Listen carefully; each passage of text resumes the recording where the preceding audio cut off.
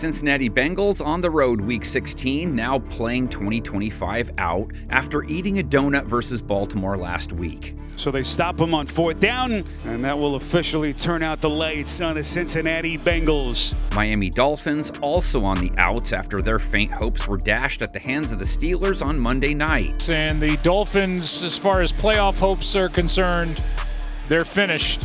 Fins do have some incentive to finish strong. A 9-8 record is still attainable. They'd trip a couple of teams up along the way if they pulled it off, though the Bengals aren't one of them.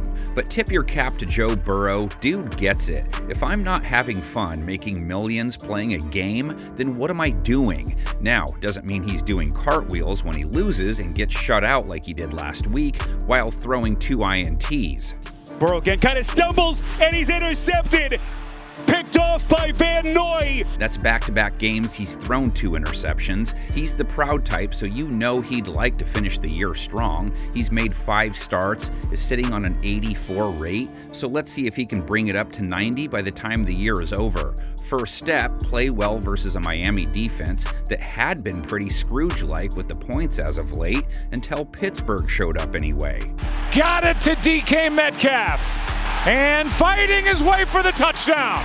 Guess Christmas was close enough. They decided to loosen their purse strings, gave out 28 points to the Steelers. Secondary gave up a 125 rate to Aaron Rodgers via 23 of 27 passing and 2 TDs without picking him off. They're allowing a 102 rate for 2025 along with the highest completion percentage allowed. Rodgers end zone's got his man. Touchdown, Marquez. They let DK Metcalf get away for a touchdown and 55 yards. Now they have Jamar Chase on their hands. Chase caught 10 passes for 132 yards last week, over 1,100 for the year now. On 2nd and 7, Burrow steps up in the pocket. Burrow completes. Chase Brown caught 7 passes in that loss, ran for 53 yards. He has plenty of incentive to call for the rock down low, has 780 rush yards for 2025, hasn't ever had a 1,000-yard year. Burrow goes to Brown out of the backfield, the dual threat back for this offense. He gets a Miami front that just gave up 80 yards on 6-2 an attempt to Kenneth Gainwell. Finds a little room over the right side, survived a hit. Miami linebacker Jordan Brooks would welcome plenty of Brown action. He made 13 tackles last week. He leads the entire NFL in tackles and solo tackles after 15 weeks. And he's brought down with a loss on the play of 1 as Jordan Brooks made the stop. And believe it or not, Cincinnati's defense also has a league leader trying to hold on to first place. For as bad as they've been on that side of the ball, cornerback DJ Turner leads the NFL in passes defensed with 17. Bengals rush 4. Jackson delivers a strike as he gets it to his star tight end. He's kind of been the lone bright spot for that defense. Burrow and Jamar squaring off with a secondary giving up a 104 rate, only 4 teams worse, only 1 team giving up more yards per attempt, and they give out points like candy, 31 a game behind Dallas by a full point at this stage. That is a great job of knowing what the defense is in, finding the matchup, and getting that big play. So they wouldn't mind not going down as the worst defense of 2025 if possible. If you go by last week, maybe they can make a little headway. Dolphins only mustered 15 points. This one is nearly picked as Highsmith was there. But here's the thing. Their offense has been ping-ponging for weeks now between showing up and shorting out.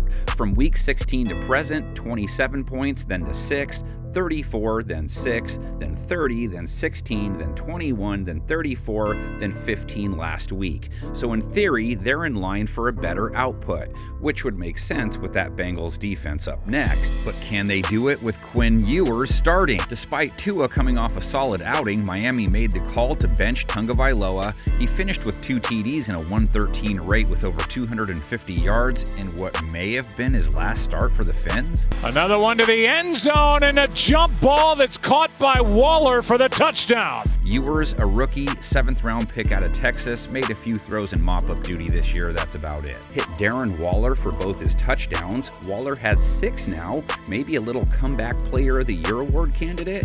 Darren Waller's an interesting guy. The guy who retired, he was sitting out last year and decided to come back. Or does that automatically just go to Grandpa Rivers now? And then there's Achane, another one of the league leaders we have in this matchup. 67 receiving yards last week, 60 on the ground at 5 a pop. He quietly has taken over first in yards per carry for 2025. Is just running around. He finds Achane, who takes it back into the field to play. And he's lined up to hold on to first, too. Cincinnati gave up 100 yards to Derrick Henry on 9 a carry, 66 yards to Keaton Mitchell on 8.3 per. They are one of 4 teams allowing over 5 a run for the year. No team giving up more yards per game. On downs, pitch play here. Henry has some running room. Henry, first down and more. Fins up on the Bengals by 10 overall, met in the playoffs once, 1973 divisional round.